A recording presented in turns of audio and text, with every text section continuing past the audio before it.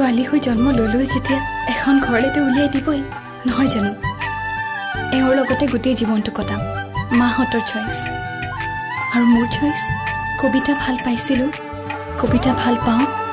কবিতা গোটেই জীৱনটো ভাল পাই থাকিম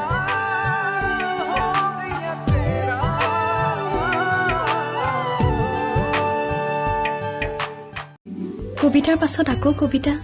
গানৰ পাছত আকৌ গান নাটকৰ পাছত আকৌ নতুন নাটকৰ আখৰা কিন্তু তোমাৰ পাছত মোৰ আৱৰ্তমানত তুমি মোৰ বাবে তুমি সদায় তুমি হৈয়ে থাকিবা আকৌ কৈছো কবিতা ভাল পাওঁ কাৰণ মই তোমাক ভাল পাওঁ তোকে যে ফুৰি নিজকে পাহৰি